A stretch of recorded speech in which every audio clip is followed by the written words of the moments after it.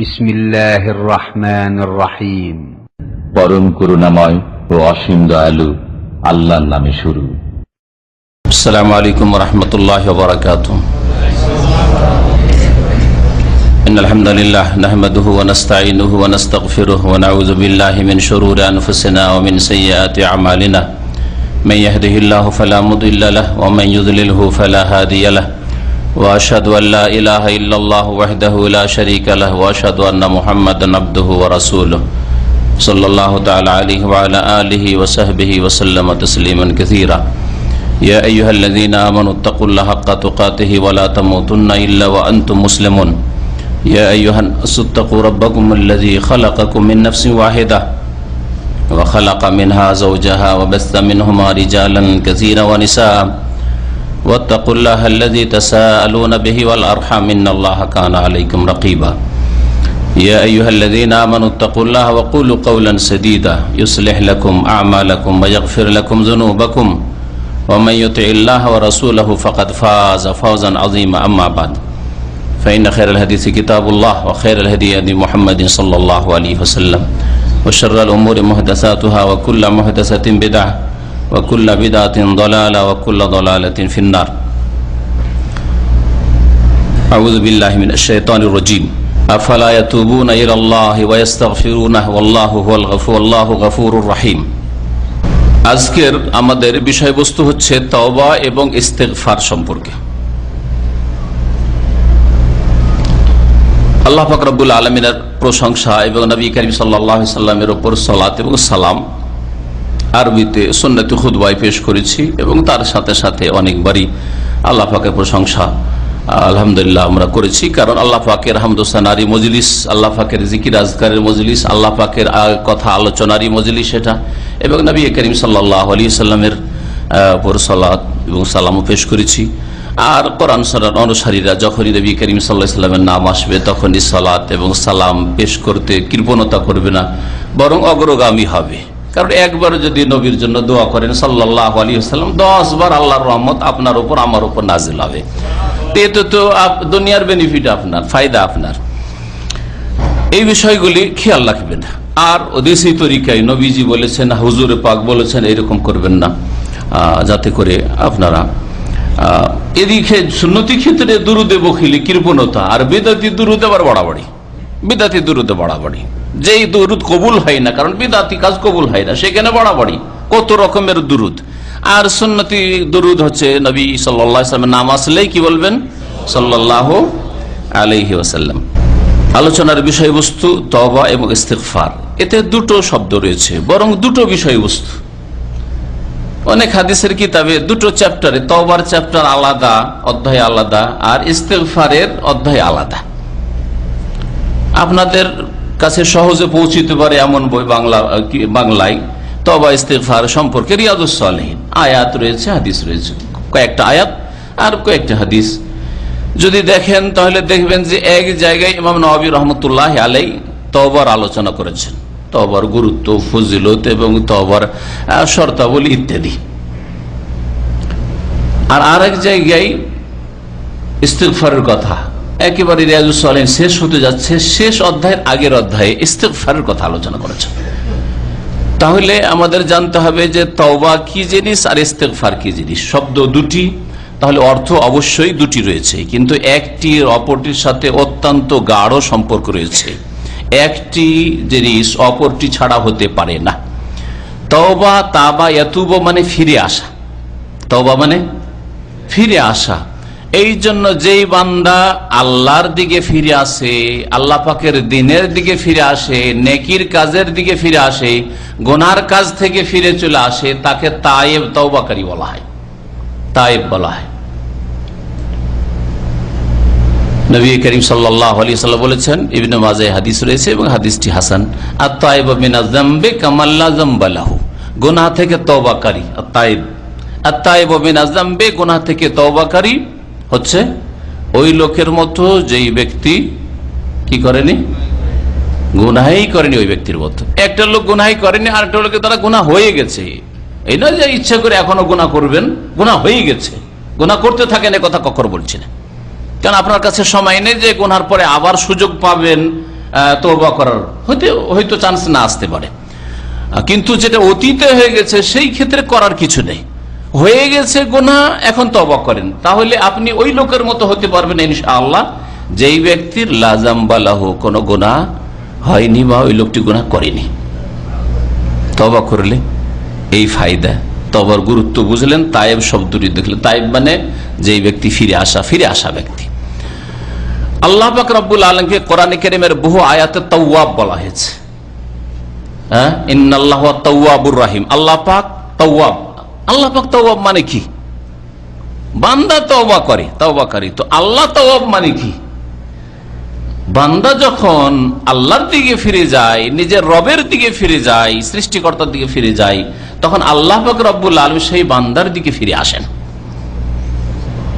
এজন্য তাওয়াবের অর্থ দেখবেন তওবা কবুলকারী, তওবা গ্রহণকারী, এই অর্থগুলি করেছে অনুবাদকরা কোরআন কারীমের।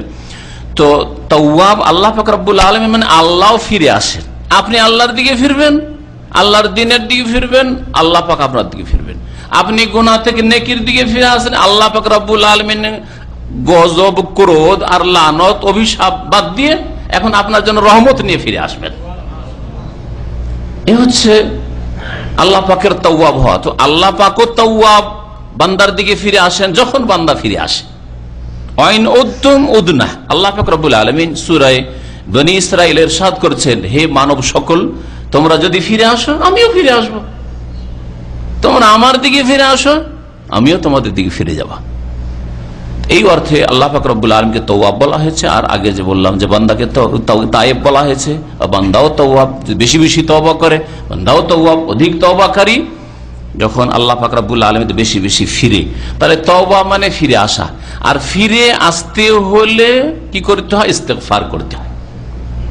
ফিরে আসতে হলে ইস্তেগফার। ইস্তেগফারের শাব্দিক অর্থ কি? ইস্তেগফার মানে হচ্ছে ক্ষমা তলব করা, মার্জনা কামনা করা।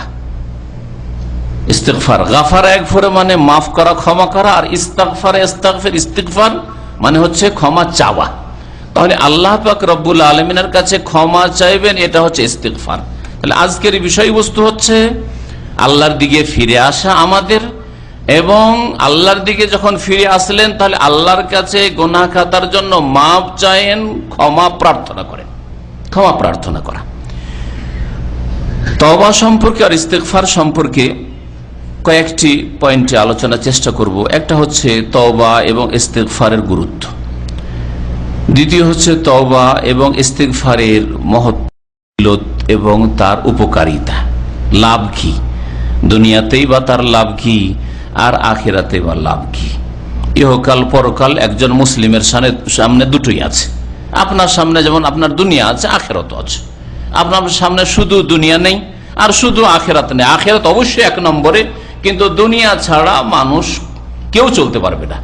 সুতরাং দুনিয়াতেও মানুষ লাভবান হতে চায়, আর আল্লাহ পাকের দিনের প্রত্যেকটি বিধিবিধানে দুনিয়ারও লাভ আছে, যেমন দিনের লাভ আছে, আখিরাতের লাভ আছে। তওবার সময় সীমা সম্পর্কে, তওবার সময়, শেষ সময় কখন, এই সম্পর্কে আলোচনা করব। তওবার শর্তাবলী আল্লাহর হকের ক্ষেত্রে, মানুষের হকের ক্ষেত্রে, যদি কেউ তওবা না করে তাহলে তাকে আল্লাহ পাক রব্বুল আলামিন কি বলেছেন বা তার সম্পর্কে কোরআন এবং হাদিস কি বলে।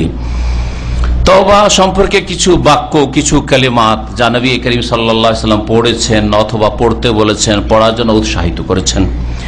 এছাড়াও তওবার অনেক দিক রয়েছে, ইস্তেগফারের অনেক দিক রয়েছে, যেমন সত্য তওবার বেশ কিছু নমুনা এই উম্মতে মুসলিমাই, বিশেষ করে আমাদের সালাফে সালেহিন যারা নবী করিম সাল্লাল্লাহু আলাইহি সাল্লামের পরে উম্মতের জন্য আদর্শ, আমাদের জন্য আদর্শ, সাহাবায়ে কিরাম, তাবেঈন, তাদের মধ্যে এইরকম বহু নজির রয়েছে খালেস তওবার, সত্য তওবার, যে কিভাবে তারা তওবা করেছেন।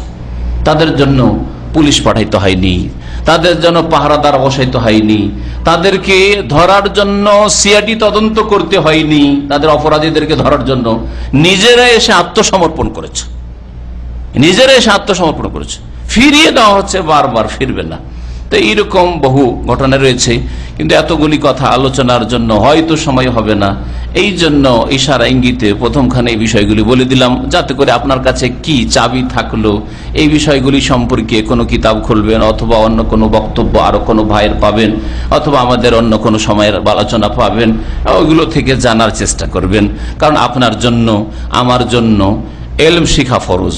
নবী করিম সাল্লাল্লাহু আলাইহি ওয়াসাল্লাম বলেছেন, তালাবুল ইলমি ফরিদাতুন আলা কুল্লি মুসলিম, ইলম শিখা জ্ঞান অর্জন করা ফরজ। তালাবুল ইল ফরিজা আলা কুল্লি মুসলিম, প্রত্যেক মুসলিমের, মুসলিম নর হইতে পারে নারী হইতে পারে, প্রত্যেকের জন্য ইলম শিখা ফরজ। কোরআন এবং হাদিসের ভাষায় যেখানে ইলম বলা হয়েছে, ইলম মানে দুনিয়ার ইলম বলা হয়নি, কোরআন এবং হাদিসের ইলমকে বোঝানো হয়েছে। এই জন্য তালাবুল ইলমে মানে ইলমে শারঈ, কোরআন সুন্নাহর ইলম হাসিল করা প্রত্যেক মুসলিমের জন্য ফরজ, প্রত্যেক মুসলিমের জন্য ফরজে আইন। এতটা পরিমাণ শিখা যার মাধ্যমে সে আল্লাহকে জানতে পারে, আল্লাহ সম্পর্কে সঠিক আকীদা রাখতে পারে, তারপরে যেসব ইমানের বিষয় রয়েছে, আকীদার বিষয় রয়েছে, সেগুলি সম্পর্কে তার বিশুদ্ধ আকীদা হইতে পারে, তারপরে সুন্দরভাবে ইবাদত করতে পারে, নামাজ সম্পর্কে জানে, ঠিক রোজা সম্পর্কে জানে, হজ করতে গেলে হজ সম্পর্কে জানে, উমরা করতে গেলে উমরা সম্পর্কে জানে, দিনের হালাল হারাম জানে, আর আখলাক চরিত্র জানে। এতটা শিখা ফরজ। আর বড় বড় আলেম তৈরি হওয়া, ইসলামিক স্কলার তৈরি হওয়া, এটা হচ্ছে ফরজে কিফায়া, এটা হচ্ছে ফরজে কিফায়া। তাহলে তওবা সম্পর্কে, ইস্তেগফার সম্পর্কে, এটা আপনার ইবাদত, এই সম্পর্কে জানাও আপনি একজন মুসলিম হিসাবে আপনার উপর ফরজ রয়েছে। তওবার গুরুত্ব এবং তওবা যে কত জরুরি মানুষের জন্য, এটা নিজে অনুভব করেন যে আমরা প্রত্যেকে গুনাহগার, প্রত্যেকে আমরা গুনাহগার।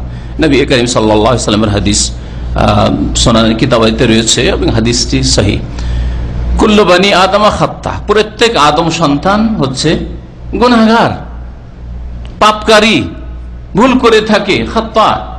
ওয়া খায়রুল খাত্তাইন আত-তাওয়াবুন, আর সবচেয়ে ভালো ভুল করনেওয়ালা, ভুলকারীকে, গুনাহগারকে, গুনাহগার হয়ে ভালো, খায়রুল খাত্তাইন, সবচেয়ে ভালো গুনাহগারকে। গুনাহগার আবার ভালো হইতে পারে, ভালো হওয়ার রাস্তা আছে, আল্লাহ পাক রাস্তা রেখেছেন, এটা আল্লাহ পাকের বিশেষ রহমত, খাস দয়া।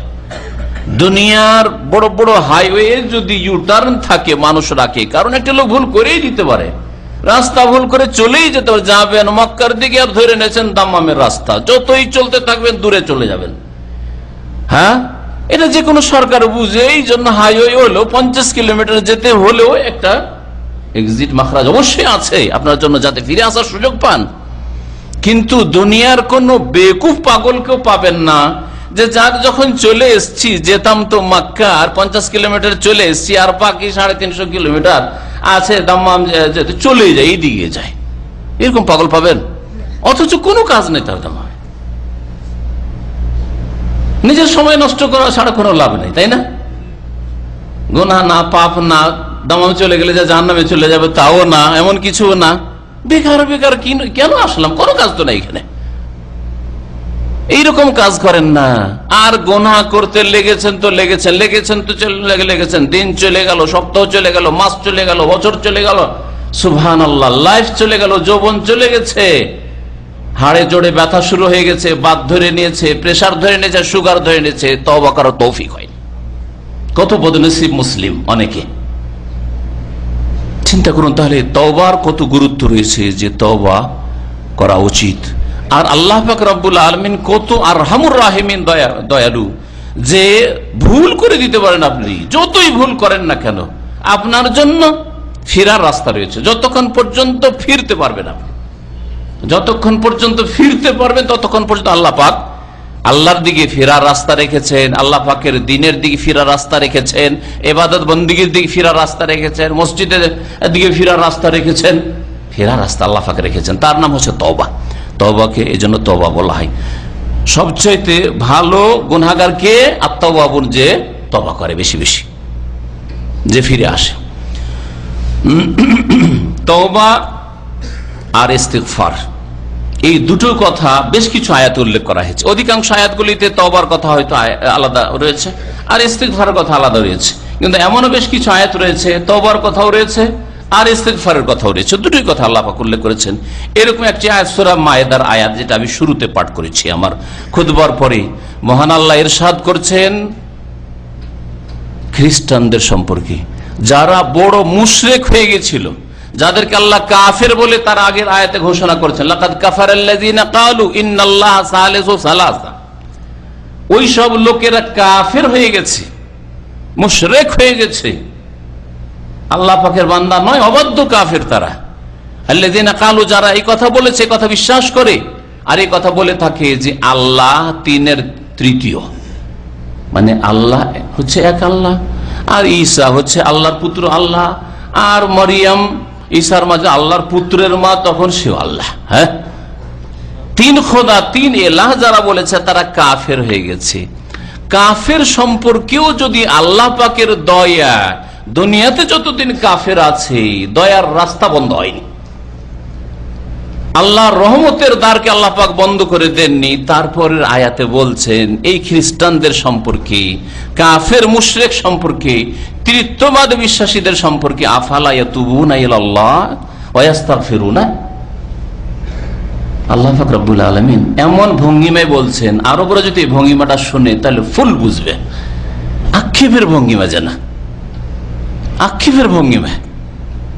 আপনার ছেলেকে বারবার করে সুযোগ দিচ্ছেন, পালিয়ে গেল, আবার পড়ার সুযোগ দিলেন, বাড়িতে চড়ার সুযোগ দিলেন, থাকার সুযোগ দিলেন, একটা গাড়ি কিনে দিলেন, বারবার করে বেটার চান্স দিচ্ছেন, তারপরে ভালো হইল না, ছেলে ভালো হচ্ছে না, তখন আক্ষেপ করে বলছেন যে হাই রে, তোর সংশোধন আর হইল না রে, তুই আর সোজা পথে আসলি না।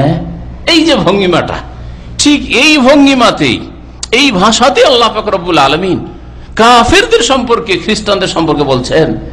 আল্লাহ পাক যদি কাফেরদের সম্পর্কে এই দয়া ভরা ভাষায় বলতে পারেন, তো মুসলিম যারা ফাসিক গুনাহগার, মুসলিম যারা বিদাতি, যারা ধর্মের নামে বিদাত করছে, তাদেরকে কি আল্লাহ পাক একেবারে দয়া থেকে বঞ্চিত করে দিয়েছেন? তাদের জন্য এই রাস্তা আরো বেশি খোলা আছে, তওবার দরজা খোলা আছে, সংশোধনের দরজা খোলা আছে।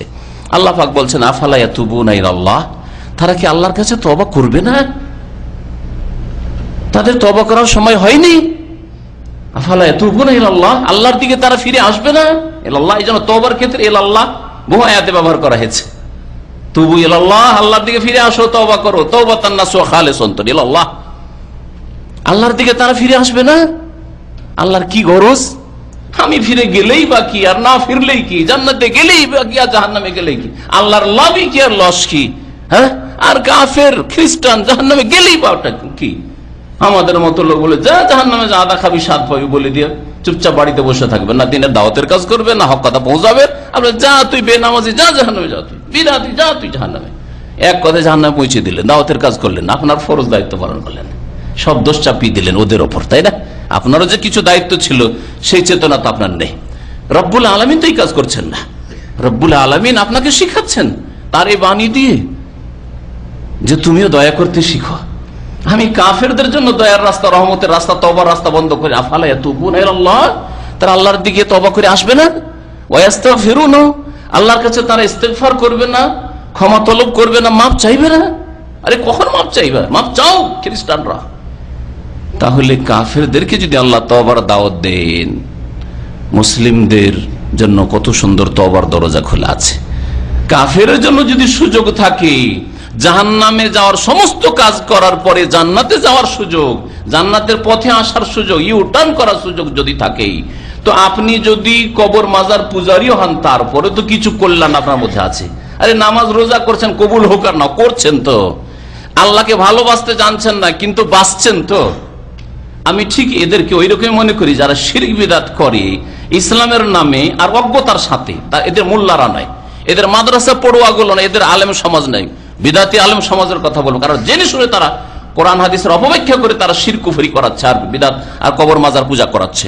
কিন্তু জনসাধারণ মিসকিন কি আমি মনে করি ছোট কোলের বাচ্চার মতো, কোলের বাচ্চা অথবা 2 বছর 3 বছরের বাচ্চা, আমার ছেলেও আমাকে মেরে দিতে পারে না, মারে না, আবার আদর করে মারে। ও মনে করে যে মারলাম এটাই বাপের আদর করলাম। মাকে ধরে পিটিয়ে দিচ্ছে ছোট বাচ্চা, 3 বছর 4 বছরের বাচ্চা, আর কোলে চড়ে নিচ্ছে লাফিয়ে, কষ্ট দেওয়ার জন্য মারলো, তাহলে কোলে করে লাফিয়ে চড়লো। হ্যাঁ, আবেগে, মহব্বতে, যে মা তোমাকে এত ভালোবাসি, বাপ তোমাকে এত ভালোবাসি, আর তুমি কোথায় গেছিলে? আমরা যখন বাইরে থেকে সফর করে আসি, প্রথম ছোট বাচ্চারা এরকম করে মাঝে মাঝে, আগে দিল 2-4টা গুতা দিল, তারপর লাফিয়ে কোলে চড়ে দিল। হ্যাঁ, বেয়াদবি তো করলো, বেয়াদবি করলো, কিন্তু এটাকে বেয়াদবি মনে করেন না অনেক সময়।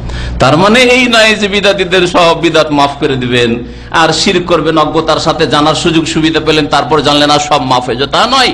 কিন্তু বলতে চাইছি যে আপনি ইহুদির চাইতে, খ্রিস্টান চাইতে, হিন্দুর চাইতে, যারা আল্লাহকে ভালোবাসে না, আল্লাহর কোরআনে বিশ্বাসও করে না, তাদের চাইতে তো ভালো। আল্লাহর কোরআন বিশ্বাস করেন কিন্তু কোরআন অপব্যাখ্যা করেন, ভুল বুঝেন কোরআন।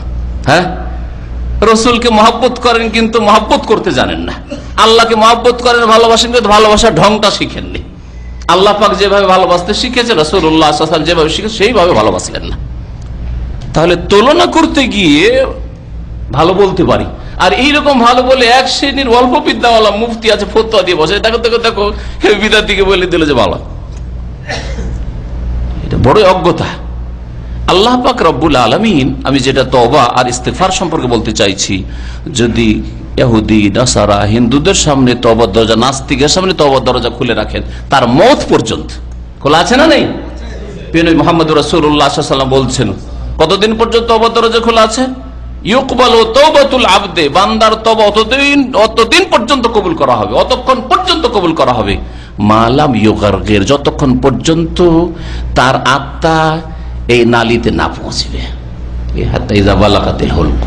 মানে শ্বাস বেরিয়ে যাচ্ছে, শেষ অবস্থা, এখন দুনিয়া থেকে নিরাশ হয়ে গেছে, আর বাঁচবো না, ভালো করে বুঝতে পেরেছে, আযাবে ফেরেশতাকে দেখে ফেলেছে, আর দোয়া কবুল হবে না, কারণ এখন দেখে নিয়েছে। ঈমান বিল গায়ব আর নেই। আল্লাহ প্রথম শর্ত লাগিয়েছেন সূরা ফাতিহার পরে সূরা বাকারার শুরুতে, যে ওরা কি কোরআন হেদায়েত করবে, ওরাই তওবার তৌফিক পাবে, আল্লাযিনা ইউমিনুনা বিল গায়ব, যারা না দেখে বিশ্বাস করে। আর তুমি তো তোমার মওতের মুহূর্ত চলে এসছে, আর আযাবের ফেরেশতা দেখে নিয়েছো, মালাকুল মওত আর তার সাথী সঙ্গী ফেরেশতা বলছে, আইয়াতুহান নাফসুল খাবিসা, হে খবিস আত্মা বেরিয়ে আয়, উখরুজি ইলা গাযাবিল্লাহ ওয়া সাখাতি, আল্লাহর গজব তোমার জন্য রয়েছে, আল্লাহ পাকের অসন্তুষ্টি রয়েছে, বেরিয়ে আসো। ওই সময় আল্লাহ তওবা করছি, আল্লাহ শুনবেন না, আল্লাহ শুনবেন না। আল্লাহ পাক রব্বুল আলামিন তওবার দরজা কাফেরদের সামনে যদি খুলে রাখেন, যারা অমুসলিম তাদের সামনে খুলে রাখেন, তো মুসলিম যতই বড় পাপী হোক না কেন, শিরক করা মুসলিম হোক, খুনি মুসলিম হোক, জেনাকারী মুসলিম হোক, মদখোর হোক, যে কোনো পাপে জড়িত হোক না কেন, সকলের সামনে তওবার দরজা খোলা আছে। যেমন সহিহ বুখারী হাদিসে রয়েছে, যেই ব্যক্তি 99টি লোককে হত্যা করেছিল, তারপরে এক জাহেল আবেদকে জিজ্ঞাসা করেছে, জাহেল মুফতিকে জিজ্ঞাসা করা, আলেম মুফতিকে জিজ্ঞাসা, দুটোর মাঝে পার্থক্য হাদিসে রয়েছে। জাহেল মুফতিকে জিজ্ঞেস করলো যে আমার কি তওবা কবুল হবে, আমি তো 99টি লোককে খুন করে ফেলেছি। তো বলছে, তুমি এত পাপী তাপী, তোমার আবার তওবা কবুল হয়? যাও, তোমার তওবা কবুল হবে না, তাই না? লোকটি নিরাশ হয়ে গেল। মানুষ যখন নিরাশ হয়ে যায় তখন সবকিছু করে ফেলে, সবকিছু করে ফেলে। ও দেখলো আমার যখন তওবা কবুল হবে না, জাহান্নামে যেতে হবে, তো 99 জনকে কেন 100 জনকে পুরা করে দিয়ে জাহান্নামে যাবো। ওই জাহেল মুফতিকে জবাই করে দিল, আর তারপরে বলে ঠিক আছে যা, 100টা পুরা করিয়ে দিলাম। তারপরে তাকে কেউ বললো যে যা, তুই আরেকজন আলেম আছে, তাকে জিজ্ঞেস কর, যে বুঝে, দিন বুঝে, আল্লাহ পাকের ওহির জ্ঞান আছে তার কাছে, বুঝে, ওকে জিজ্ঞেস কর। জিজ্ঞেস করলো, তখন সে কি বলেছিল? ওই আলেম, ওই মুফতি যার জ্ঞান আছে কোরআন এবং হাদিস সম্পর্কে, যার বাসিরাত রাখতো, যার অন্তর্দৃষ্টি ছিল কোরআন হাদিস সম্পর্কে, সে বলেছিল, মাইয়াহুলু বাইনাকা ওয়া বাইনাত তাওবা, তোমার মাঝে আর তোমার তওবার মাঝে কি আবার আড় সৃষ্টি করতে পারে? যতক্ষণ বেঁচে আছো কোনো আড় নেই, তওবার দরজা খোলা আছে। যে কথা বলতে চাইছিলাম, যে তওবার বড়ই গুরুত্ব রয়েছে, আর তওবার দিকে আল্লাহ পাক রব্বুল আলামিন ডাক দিয়েছেন অমুসলিমদেরকে, মুসলিমদেরকে, সকলকে। এটা তো খ্রিস্টানদের সম্পর্কে বা মুসলিমদের সম্পর্কে বললাম আয়াত। আপনি সূরা নূরের আরেকটি আয়াত দেখেন, সেই আয়াত আল্লাহ পাক ইরশাদ করেছেন, ওয়াতুবু ইলাল্লাহি জামিআন আইয়ুহাল মুমিনুন লাআল্লাকুম তুফলিহুন। ওয়াতুবু ইলাল্লাহ, তোমরা আল্লাহ পাকের দিকে তওবা করে ফিরে আসো, আল্লাহর দিকে তওবা করে ফিরে আসো। আইয়ুহাল মুমিনুন, হে মুমিন মুসলিমরা, লাআল্লাকুম তুফলিহুন, যাতে করে তোমরা সফল কাম হইতে পারো, যাতে করে তোমরা কামিয়াব হইতে পারো। তাহলে সফলতা, কামিয়াবি, সাকসেসফুল লাইফ হচ্ছে যে আপনি তওবাকারী মুসলিম হবেন, সংশোধনকারী মুসলিম হবেন। ভুল হয়ে যাওয়াটা বড় কথা না, হয়ে যেতে পারে, অতীত হয়ে গেছে, হাত ছাড়া হয়ে গেছে, হাত থেকে গুলি ছুটে গেছে, করবেন নাকি? কিন্তু তওবা করে নিয়েছি, সংশোধন করে নিয়েছি, আমি আর গুনার দিকে মুখও ফেরাই না, গুনার দিকে আমার মনটাও যায় না। আলহামদুলিল্লাহ, আল্লাহ পাকের শুকরিয়া আদায় করেন যে আল্লাহ পাক আপনাকে তৌফিক দান করেছেন। তো এইরকম মুসলিম হওয়ার চেষ্টা করেন। তওবার দিকে আল্লাহ পাক রব্বুল আলামিন সকলকে ডেকেছেন। কাফেরদের কথা বললাম, মুমিনদের কথা বললাম। আল্লাহ পাক আইয়ুহাল মুমিনুন, হে মুমিন না মুসলিমরা, তোমরা সকলে আল্লাহর কাছে তওবা করো, আল্লাহর দরবারে তওবা করে ফিরে আসো। তওবা আর ইস্তিগফারের কথা আল্লাহ পাক রব্বুল আলামিন বলছেন। এখানে আল্লাহ পাক রব্বুল আলামিনের কত দয়া প্রকাশ পায় যে আল্লাহ পাক রব্বুল ডাক দিচ্ছেন আপনার কফিলের সাথে, আপনার বসের সাথে যদি আপনার মনোমালিন্য হয়ে যায়, তাহলে মনে মনে যদি চাইও যে লোকটার প্রয়োজন আছে কোম্পানিতে, বলতে যাবে না। হয়তো মনে মনে চাই যে লোকটা যদি ফিরে চলে আসে, ঠিক আছে মাফ করে দেবো, সারেন্ডার করে যদি, তাহলে মাফ করে দেবো। কিন্তু আপনাকে বলবে যে তাল মালেশ, এটা শুনতে পাবেন না, কারণ তার মধ্যে একটা আত্মহংকার রয়েছে। আল্লাহ পাক রব্বুর সমস্ত দোষ ত্রুটি মুক্ত, সুবহানাল্লাহ। এই জন্যই তো তাসবিহ আল্লাহ পাকের জন্য। আল্লাহ পাক রব্বুল আলামিনের অবাধ্য কাফের, গুনাহগার, পাপিষ্ট, আল্লাহর সামনে কত নাফরমানি করছো, তবু আল্লাহ পাক এ কথা বলছেন না যে তুই যখন এত পাপ করেছিস তোকে কিছুই বলবো না। আল্লাহ ডাক দিচ্ছেন তওবা করো, ইস্তিগফার করো, ফিরে আসো, এখনো ফিরার সুযোগ রয়েছে। এবং ফিরতে হবে কেমন করে, আর আপনি ফিরবেন তার শর্তাবলী কি রয়েছে, তার তরিকা কি রয়েছে, নিয়ম পদ্ধতি কি রয়েছে, সবকিছু আল্লাহ পাক তার রাসূল সাল্লাল্লাহু আলাইহি সাল্লামকে দিয়ে শিখিয়ে দিয়েছেন। সম্মানিত ভাতৃমণ্ডলী, তওবা সম্পর্কে বহু আয়াত রয়েছে, যে আয়াতগুলি আপনাদের সামনে পেশ করছি না। আমি ওই আয়াতগুলি শুধু পেশ করব বা হাদিস পেশ করব যেগুলি আমাদের সংক্ষিপ্ত পয়েন্টের সাথে আসবে। বেশি লম্বা না করে তওবার ফজিলত শুনেন। তওবা করলে পাবেন কি? তওবা করলে আপনি প্রথম যেটা পেলেন সেটা, তওবা হচ্ছে আপনার জন্য গোসল করার মতো ভালো পানি দিয়ে। শরীরে যতই খারাপ কাজ করেন, নোংরা কাজ করেন, পেশাব পায়খানা ময়লা আবর্জনার কাজ করেন, আপনি বলদিয়ার কাজ, আর তারপরে মাশাআল্লাহ সুন্দর করে গোসল করে নিন, আর তারপরে একবার স্মার্ট হয়ে গেল, হ্যাঁ তাই না, পরিষ্কার পরিচ্ছন্ন হয়ে গেল, যান আল্লাহর ঘরে ইবাদতবন্দি করেন। তো মানুষ গুনাহ যুক্ত, আর গুনাহ হচ্ছে নাপাকি, অপবিত্রতা, আর গুনাহ থেকে পরিষ্কার পরিচ্ছন্ন হওয়া, গোসল করা হচ্ছে তওবা করা আর ইস্তিগফার করা। আপনি যখন তওবা করে নিলেন, তার মানে আপনি গুনাহ থেকে গোসল করে পরিষ্কার হয়ে গেলেন, যেন পরিষ্কার হয়ে গেলেন। একমাত্র ওই ব্যক্তিকে আল্লাহ পাক রব্বুল মাফ করবেন না যেই ব্যক্তি গোসল করলেও পাক না হয় এমন পশুর মতো। ইমাম ইবনুল কাইয়িম রাহমাতুল্লাহ আলাইহি এই বিষয়টি উল্লেখ করেছে। আল্লাহ পাক ওই ব্যক্তিকে মাফ করবেন না, কোনদিন জান্নাতে দেবেন না যেই ব্যক্তি ওই পশুর মতো হয়ে মারা গেল, যেই পশুকে যতই তেল সাবান দিয়ে গোসল করান আর যতই জমজমের পানি দিয়ে গোসল করান পাক হবে না। সে হচ্ছে শুকুর কুকুর। হ্যাঁ, শুকুর কুকুরকে যদি সাবান জাইতুন আর কত কি শ্যাম্পু দিয়ে গোসল করান, পাক হবে নাকি? পাক হবে না, ঠিক না? তো ওই রকম যদি কোন মানুষ হয়, তাহলে আল্লাহ কখনো পাক করবেন না। আর পাক যেহেতু হবে না, সেই জন্য কোনদিন জান্নাত পাবে না। আর সে কে? কাফের মুশরিক। সে হচ্ছে যে বড় শিরক করে মারা গেল, আর যে কুফরির অবস্থায় মারা গেল, হয় নাস্তিকতার অবস্থায় মারা গেল, বড় মুনাফিক হয়ে মারা গেল, আর না হয় মুশরিক বহুত্ববাদী হয়ে যে কোনো রকম বড় শিরক করে, দেবদেবীকে শরিক করে হোক, আর কবর মাজারকে শরিক করে হোক, আর পীরকে শরিক করে হোক, আর জাদু সেহেরের শিরক করে, বড় শিরক করে যে ব্যক্তি মারা গেল, সেই ব্যক্তি হচ্ছে ওই নাপাক পশু কুকুর শুকুরের মতো, গোসল করিও পাক করা যাবে না। ওই রকমই একে জাহান্নামে ফেলে রেখে রেখে হাজার হাজার বছর যদি জাহান্নামে জ্বলে, তবুও পাক হবে না। এই জন্য জাহান্নাম থেকে কোনদিন বেরিয়ে আসবে না। মহান আল্লাহ ইরশাদ করছেন, ওমা হুম বিখারিজিনা মিনান নার। এই কাফের মুশরিক কোনদিন জাহান্নাম থেকে বেরিয়ে আসবে না। ওয়ালা ইয়াদখুলুনাল জান্নাহ, কখনো জান্নাতে যেতে পারবে না মুশরিক হাত্তা ইয়ালিজাল জামাল ফি সাম্মিল খিয়াত, যতক্ষণ পর্যন্ত হাত্তা ইয়ালিজাল জামাল ফি সাম্মিল খিয়াত, যতক্ষণ পর্যন্ত কোন উটকে না দেখবে যে সূচের পাছায় যে ছিদ্র আছে ছিদ্রতে না ঢুকেছে, আর সূচের পাছার এই ছোট ছিদ্রতে উট কোনোদিন ঢোকাও অসম্ভব, ঠিক তেমনি কোন কাফের মুশরিকের জান্নাতে যাওয়া অসম্ভব। আল্লাহ কখনো তাকে পাক করবেন না। তওবার ফজিলত, তাহলে তওবা যদি করেন তাহলে কুফরি থাকলেও শিরকুল মওতের আগে তওবা হইতে হয় বললাম, আর তওবা যদি করেন কুফরি থাক, শিরক থাক, নাস্তিকতা থাক, তারপরেও আপনি জান্নাতে যেতে পারবেন। আল্লাহ পাক রব্বুল আলামিনের বড় ওলি মুহাম্মদুর রাসূলুল্লাহ সাল্লাল্লাহু আলাইহি সাল্লামের পরে আম্বিয়া রাসূলের পরে সাহাবায়ে কেরামগণ, সাহাবায়ে কেরামকে খুন করেছে, আর তারপরে ঈমান নিয়ে এসেছে, আসার পরে জান্নাতে যাবে, যাবে না যাবে না? জি যাবে। এরকম বহু সাহাবায়ে কেরাম যারা পরে ইসলাম গ্রহণ করেছে, কিন্তু তাদের দ্বারা ইসলামের বড় ক্ষয়ক্ষতি হয়েছে। তাদের সামনে আল্লাহ পাক রব্বুল আলামিন জান্নাতের রাস্তা খোলা রেখেছেন, তওবার রাস্তা খুলে রেখেছেন, তওবার রাস্তা বন্ধ করেননি। আমার আপনার সামনে তওবার রাস্তা খোলা আছে, একটু চেষ্টা করার প্রয়োজন রয়েছে। তওবার ফজিলত সম্পর্কে কোরআনে অনেক কথাই রয়েছে। তওবা করলে গুনাহ খাতা মাফ হয়ে যায়।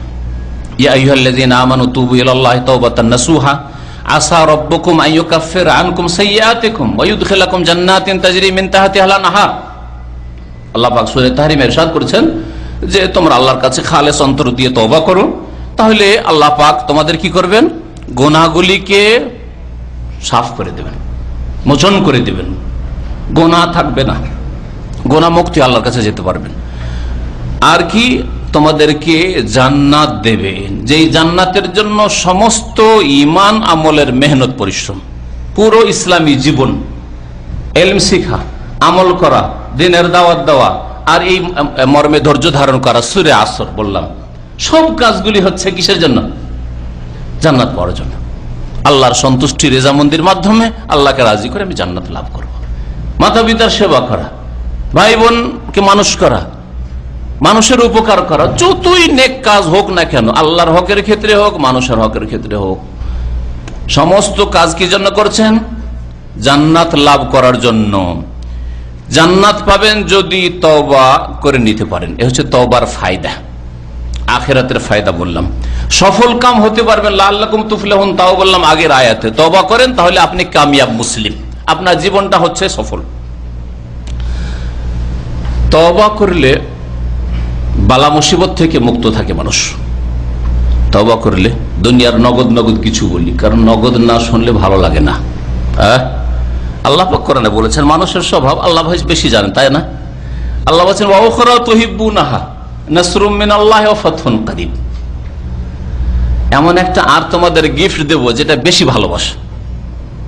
এই গিফট কিসের ক্ষেত্রে বলেছেন? আল্লাহ পাক বলছেন যে আল্লাহর প্রতি ঈমান নিয়ে আসো, জিহাদ, তিজারত, আল্লাহর সাথে ব্যবসা করার ক্ষেত্রে। আল্লাহর সাথে ব্যবসা করো, তাহলে তোমাদেরকে এই দেব বলার পরে সেগুলি ছিল আখিরাতের, জান্নাত দেবো, গুনাহ মাফ করে দেবো। তারপরে আল্লাহ বলছেন ওয়া উখরা তুহিব্বুনাহা, আর একটা জিনিস রয়েছে ওটাও দেব তোমাদেরকে, সেটা খুব ভালোবাসো তোমরা, ওটা খুব স্বাদ লাগে তোমাদেরকে। নাসরুম মিনাল্লাহ, আল্লাহর পক্ষ থেকে সাহায্য নেমে আসবে। ওয়া ফাতহুন করিব, আর খুব দ্রুত তোমাদের জন্য বিজয় আসবে, আল্লাহর পক্ষ থেকে বিজয় লাভ করবে তোমরা। কারণ মানুষ কামিয়াব জীবন চাই, নেতৃত্বের জীবন চাই, ডান্ডা ঘুরেতে চাই, তাই না, পাওয়ার চাই, এগুলো মানুষের মধ্যে আছে, এই স্বভাবগুলি মানুষের মধ্যে আছে। ফজরের নামাজ পড়তে বলে, ফজরের জামাতে আসে না, ওই ক্ষেত্রে নাই, কিন্তু বলে ভাই একামতের দিন করব, রাজনৈতিক ভাষা, কোন একামতের দিন? ভাই পার্লামেন্টে ইসলাম কায়েম করো, আছি আমি, আছি। নিজের নফসের উপর দিন কায়েম করতে পারলে ফজরের জামাতে আসতে পারে না, মাসে 10 দিনও পাওয়া যায় না, আর বলে চলো ভাই মিছিল করে যাবার, এদেরকে তাড়িয়ে দেবো, আর আমরা একেবারে ইসলামিক আদালত কায়েম করব, আর আমাদের পার্লামেন্ট আমাদের হাতে হবে, আর ইসলামী আইনের বাস্তবায়ন করবো। দেখেন হইচই করে সব বেরিয়ে যাবে। আধা নামাজি বেনামাজি সবাই দিন কায়েম করে বলছে, অথচ ব্যক্তি জীবনে দিন কায়েম করতে পারে না। নিজের উপরই তার হুকুমত নেই, তো দেশের উপর কি করে হুকুমত করবে? সমাজের উপর কি করে হুকুমত করবে? আমরা ওই দিনের কথা বলি না, আমরা ওই দিনের কথা বলি যেই দিন ব্যক্তি জীবন থেকে শুরু করছে।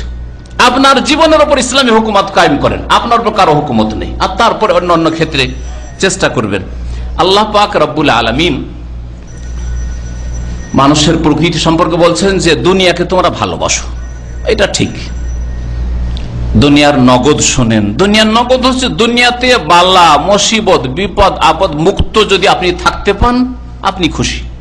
সৎ লোক হলেও আপনি বালা মুসিবত মুক্ত থাকতে চান, অসৎ লোক পাপিষ্ট হইলেও বালা মুসিবত মুক্ত চান, আর মুসলিম হইলেও বালা মুসিবত থেকে মুক্ত থাকতে চান। আর মুসলিম না হয় কাফির, ইহুদি, নাসারা, হিন্দু সবাই কিন্তু নিরাপত্তার জীবন চায়, শান্তির জীবন চায়, তাই না?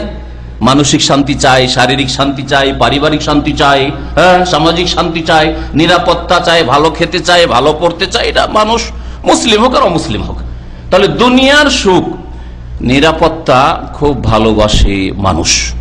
এইরকম নগদ একটা পুরস্কার পাবেন যদি তওবা ইস্তিগফার করেন, আল্লাহর কাছে মার্জনা কামনা করেন, আল্লাহর কাছে ক্ষমা তলব করেন। আর এটি হচ্ছে দুইটি নিরাপত্তার একটি নিরাপত্তা। আল্লাহ পাক রব্বুল আলামিন দুটি নিরাপত্তা নাযিল করেছিলেন। এক নিরাপত্তাকে আল্লাহ পাক উঠিয়ে নিয়েছেন, আর ওই চান্স নেই। ওই চান্স সাহাবাই কেরামদেরকে 10ম হিজরি পর্যন্ত আল্লাহ পাক দিয়েছিলেন, আর তারপরে ওই নিরাপত্তা উঠিয়ে দিয়েছেন। আর একটি দ্বিতীয় নিরাপত্তার উপায় বাকি রেখেছেন কিয়ামত পর্যন্ত। প্রত্যেকের জীবনে সেটা আছে, বলতে পারেন সেটা কি? এই দুটো নিরাপত্তা কি? নিরাপত্তার উপায় সূরা আনফাল আয়াত নম্বর 33 আল্লাহ বলেছেন মা কান আল্লাহু লিয়ুআযযিবাহুম ওয়া আনতা ফীহিম ওয়া মা কান আল্লাহু মুআযযিবাহুম ওয়া হুম ইস্তাগফিরুন। মা কান আল্লাহু লিয়ুআযযিবাহুম, আল্লাহ পাক কোন জাতিকে আযাব দিতে চান না, শাস্তি দিতে চান না। কোন জাতিকে আযাব দেবেন, শাস্তি দেবেন, ধ্বংস করে দেবেন, মা কান আল্লাহ, আল্লাহ এটা চান না, আল্লাহ এটা করতে চান না। কতদিন পর্যন্ত? ও আনতা ফীহিম, হে নবী মুহাম্মদ সাল্লাল্লাহু আলাইহি ওয়াসাল্লাম, তুমি যতদিন তাদের মাঝে রয়েছো। তাহলে মুহাম্মদ সাল্লাল্লাহু আলাইহি ওয়াসাল্লামের জাতে মোবারক, মুহাম্মদ সাল্লাল্লাহু আলাইহি ওয়াসাল্লামের ব্যক্তিত্ব হচ্ছে প্রথম নিরাপত্তা। যতদিন নবী মুহাম্মদ সাল্লাল্লাহু আলাইহি ওয়াসাল্লাম ছিলেন ততদিন পর্যন্ত আল্লাহ পাক নিশ্চয়তা দিয়েছিলেন, হে মুমিন মুসলিমরা, তোমাদেরকে আল্লাহ পাক একেবারে শিকড় থেকে ধ্বংস করে দিবেন না, শিকড় থেকে উপড়ে ফেলে দেবেন না। মা কানা আল্লাহু লিয়ুআযযিবাহুম, আল্লাহ পাক রব্বুল আলামিন ওদেরকে আযাব দিয়ে ধ্বংস করবেন না যাদের মাঝে ওয়া আনতা ফীহিম, তুমি মুহাম্মদ মওজুদ, তুমি আছো।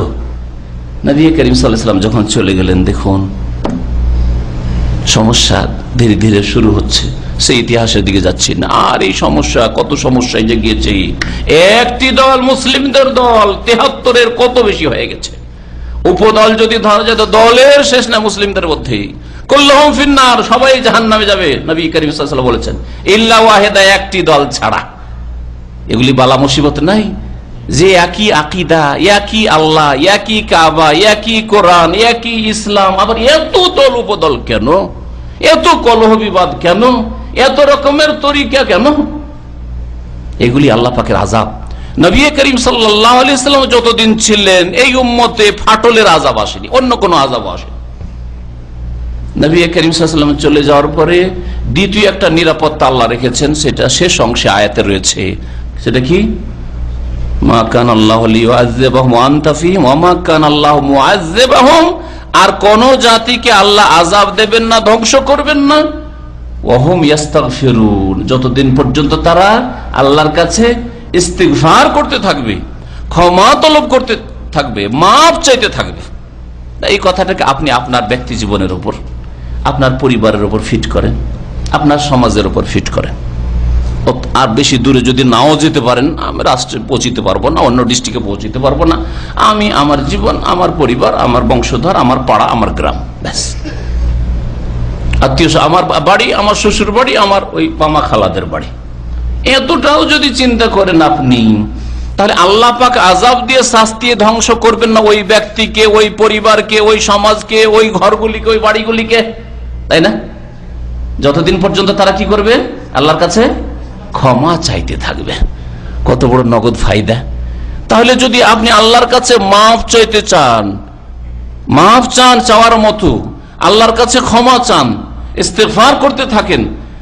আর ইস্তেগফার কোনো মন্ত্র নাই, তওবা ইস্তেগফার। শুনে রাখেন, এখানে এটা প্রথমেই বলা জরুরি ছিল। অনেকে মনে করে যে তওবা ইস্তেগফার পাঠ করা শুধু, কলমা পাঠের মতো, কলেমার অর্থ বুঝল না, কলেমার জিকিরও করছে আর আল্লাহকে বলছে যে আল্লাহ লা ইলাহা ইল্লাল্লাহ বলছি, কিন্তু কবরে সিজদা করব, পীরকে সিজদা করব, তাই না? নিজেই লা ইলাহা ইল্লাল্লাহকে নষ্ট করে দিচ্ছে। ওই রকম মন্ত্র পাঠ করবেন না যে আল্লাহ তওবা করছি, আস্তাগফিরুল্লাহ ওয়া আতুবু ইলাইহি, আস্তাগফিরুল্লাহ ওয়া আতুবু ইলাইহি, আমি দিনে এতবার আস্তাগফিরুল্লাহ ওয়া আতুবু ইলাইহি পড়েছি। কিন্তু দেখা যাচ্ছে যে হারাম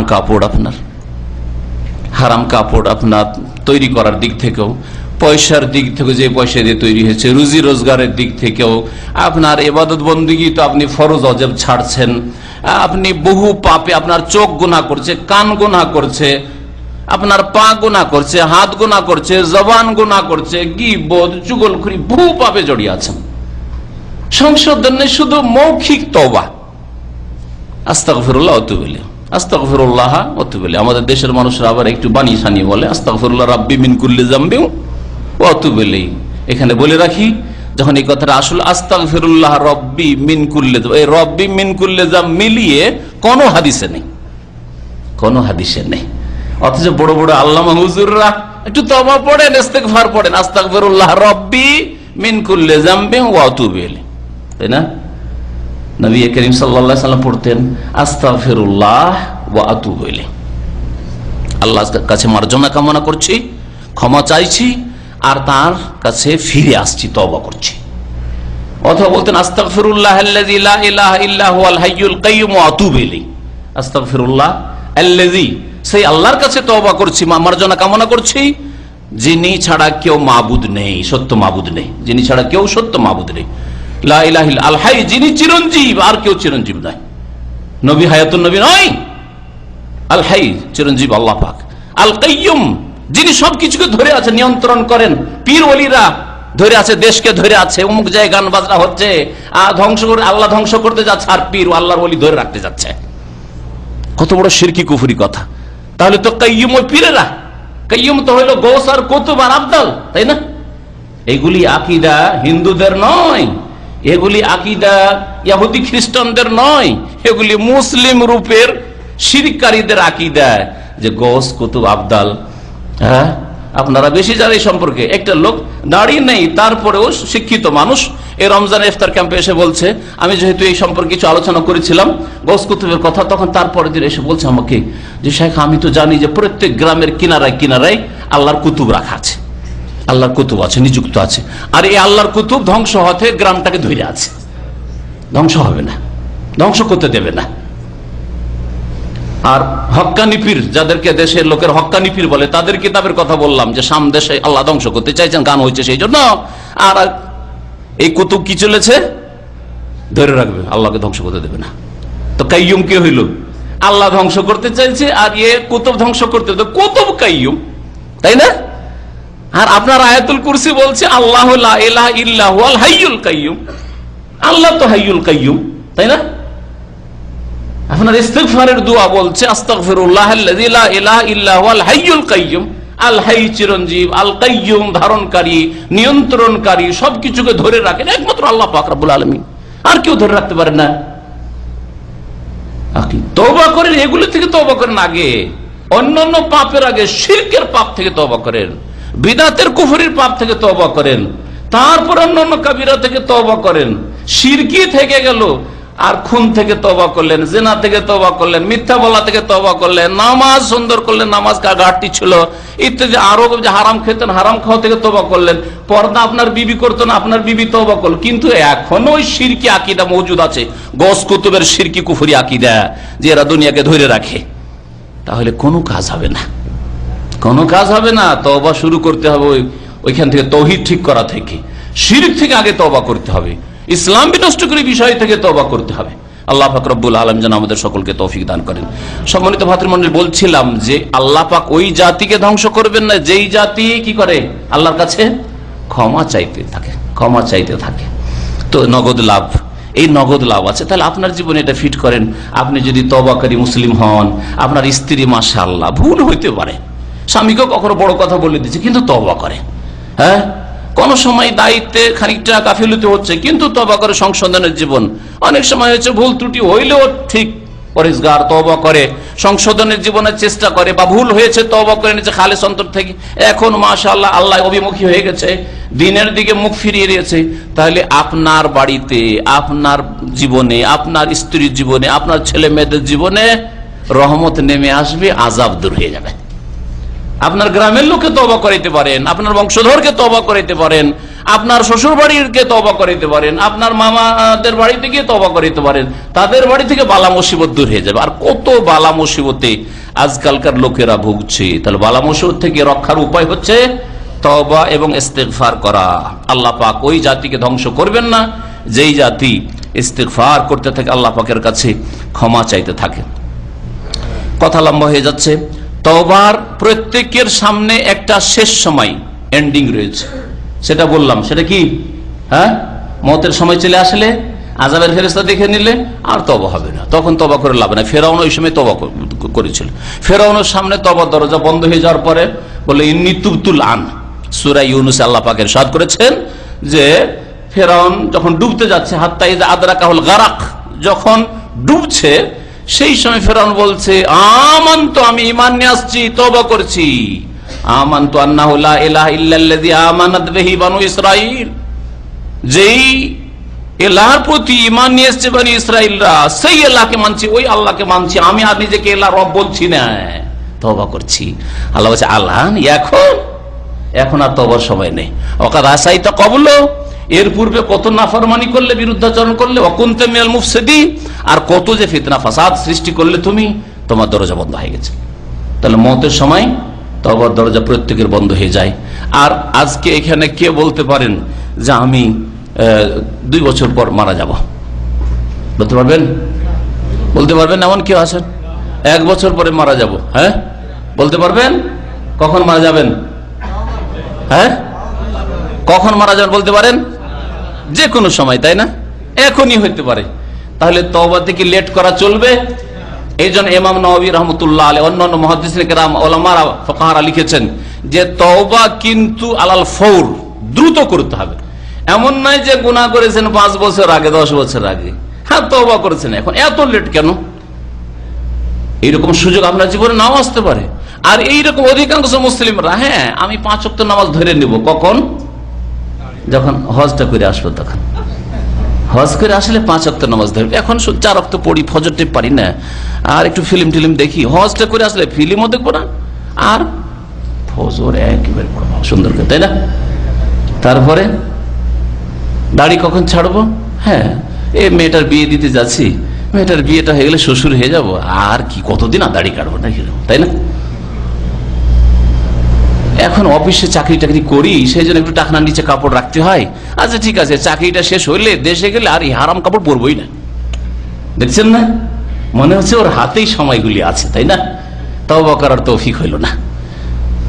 দ্রুত তওবা করতে হবে। বুঝতে পারছেন যেগুলি অন্যায়, সুতরাং অন্যায়ের ওপর অটল থাকা ওই বেকুপের কাজ। যেই বেকুপ একটা এক্সিট পেল ফিরার, যে রাস্তা ভুল করেছি, তারপরে বলছে না যায় আরো 10-20 কিলোমিটার, যে আরো তার সামনে এক্সিট পাবো, এইরকম বেকুব দুনিয়ায় খুঁজে পাওয়া যাবে না দুনিয়ার ক্ষেত্রে। কিন্তু ধর্মের ক্ষেত্রে এইরকম ভোলা লোক আর এইরকম আধা পাগল লোক বহু আছে, তাই না? আল্লাহর ক্ষেত্রে, দিনের ক্ষেত্রে, আখিরাতের ক্ষেত্রে ওয়াহুম আনিল আখিরাতি গাফিলুন। আল্লাহ তো এই জন্য বলেছেন যে দুনিয়ায় খুব বিচক্ষণ, ইয়ালামুনা যাহিরাম মিনাল হায়াতিদ দুনিয়া, দুনিয়ার কথা বললো বড় বড় বক্তব্য ছেড়ে দেবে একবারে। হ্যাঁ, খুব দুনিয়া বুঝে, সায়েন্স টেকনোলজি বুঝে, আর মোবাইল কি বুঝে, ছোট ছোট বাচ্চা আমার চাইতে বেশি মোবাইল বুঝে, আমার বাচ্চার কাছ থেকে আমাকে শিখতে হয়, তাই না?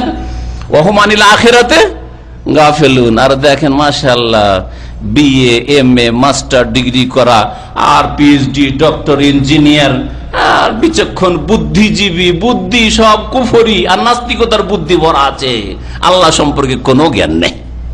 হ্যাঁ, ওয়াহুম আনিল আখিরাতি গাফিলুন, আখিরাত সম্পর্কে কোনো জ্ঞান নেই, গাফিল হয়ে রয়েছে। তো এইরকম হবেন না, এরকম কাজ করবেন না। দুনিয়ার ক্ষেত্রে যেমন সজাগ, ভুল করলে সাথে সাথে ভুলে সংশোধন করেন, আখিরাতের ক্ষেত্রে, ঈমান আমলের ক্ষেত্রে দ্রুত আপনি ফিরে আসবেন। আল্লাহ পাক আমাদের সকলকে যেন ফিরার তৌফিক দান করেন। তওবার শর্তগুলি একটু বলেন তো দেখি, তওবার শর্ত কি? তওবার জন্য যদি মানুষ আল্লাহর হক নষ্ট করেন তাহলে 3টি শর্ত রয়েছে, সংক্ষেপে বলছি। 3টি শর্ত রয়েছে। প্রথম শর্ত হচ্ছে আপনি তওবা করছেন মানে ফিরে আসছেন, তাই না? তওবার শাব্দিক অর্থ হচ্ছে ফিরে আসা। তাহলে যে গুনার দিকে যাচ্ছিলেন গুনাহটা বন্ধ করতে হবে। আপনার গাড়িটাকে যেদিকে যাচ্ছিল যদি বন্ধ না করে যেতেই থাকেন তো ফিরলেন কোথায়, তাই না? তাহলে যে গুনাহ করছে গুনাহ স্টপ করেন। প্রথম শর্ত হচ্ছে গুনাহ বন্ধ করেন। ফজর নামাজ পড়ছিলেন না, এই পাপ বন্ধ করেন, ফজর নামাজ শুরু করেন। 2 নম্বর শর্ত হচ্ছে যে অতীতে এতগুলি ফজর নামাজ আপনি নষ্ট করেছেন অথবা এতগুলি পাপ করেছেন তার জন্য আপনি অনুতপ্ত, লজ্জিত হন। হ্যাঁ, খুব বাহাদুরি কাজ করেননি, আর খুব ভোগ বিলাসের জীবন যাপন করেছেন, আর খুব শুয়েছেন নাকে তেল দিয়ে, যেন খুব আমোদ ফুর্তি মনে না, বড়ই লজ্জিত, যাহাই যৌবনটাকে নষ্ট করেছি, বেনামাজি বেদিন হই, আর কত গুনাহ আমি, আর কত শিরক বিদআতে লাইফটাকে নষ্ট করে দিয়েছি। আল্লাহ যদি রহম না করতেন তাহলে হিদায়াত পেতাম না, জাহান্নামে চলে যেত। আক্ষেপ করেন, অনুতপ্ত, লজ্জিত হওয়া। 3য় শর্ত হচ্ছে আগামীর জন্য প্রতিজ্ঞা করা যে এখন তো ছাড়লাম, চিরকালের জন্য ছাড়লাম, আর জীবনে কখনো গুনার দিকে যাব না। আগামীর জন্য প্রতিজ্ঞা আল্লাহর সাথে করা। এই 3টা শর্ত লাগবে। আর তার সাথে সাথে মুখে আল্লাহর কাছে তওবা করে, আস্তাগফিরুল্লাহ ওয়া আতুবু ইলাইহি, আল্লাহ তুমি মাফ করে দাও, আল্লাহ তওবা করছি মাফ করো, আল্লাহ তুমি তওবা করছি মাফ করো, বলেন, যত পারবেন বলেন। কিন্তু আসল হচ্ছে এই 3টে কাজ। গুনাহ বন্ধ করেন, অনুতপ্ত লজ্জিত হন, আগামীর জন্য প্রতিজ্ঞা করেন যে আপনার দ্বারা কোনো ভুল হবে না। মানুষের হক যদি নষ্ট করে থাকেন, কোন মানুষকে মারধর করেছেন, কোন মানুষের গীবত করেছেন, হ্যাঁ, তাহলে কি করতে হবে? মাফ চেয়ে নিতে হবে। কারণ মারধর করেছেন, ওকে বলেন ভাই মেরে না হলে মাফ করে দাও, মারবে না নিশ্চয়ই, মাফ করবে। গীবত করেছি ভাই, বলে দেন, এটা হচ্ছে আপনার ইখলাস। ও ইমানদার মানুষ অবশ্যই বুঝবে যে সত্যি তওবা করেছেন, নাহলে বলবে কেন?